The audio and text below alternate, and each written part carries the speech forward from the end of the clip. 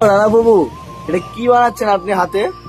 এই যে দেখতে কেমন একটা দেখতে, কি এটা? দেখো কি হচ্ছে, দেখো কি হচ্ছে এটা? দেখতে হবে। এটা মুখে বললে আমরা খুব খুশি হতাম। আগে দেখো কি পিস পিস করে পিস পিস করছে ব্যাপার জিনিসটা।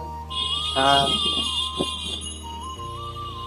এটাকে নিয়ে লোকে কমেন্ট সেকশনে গিয়ে সবাই গালাগালি করে সেই ময়দার দোকান। ময়দার ধোকা। হ্যাঁ, এই বাজে জিনিস খাওয়াচ্ছে, আনহাইজেনিক, খেয়ে মানুষ অসুস্থ হয়ে যাবে, কত কিছু বলে না।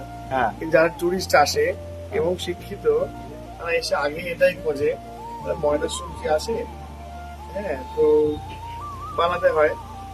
এর শখ করে মানুষ এক দুদিন খায়, আসলো সবাই এক দুদিন খাওয়া দাওয়া করলো, তারপরে খাওয়া দাওয়া করে কেমন লাগলো ওনারা নিজেরাই বলে যায়।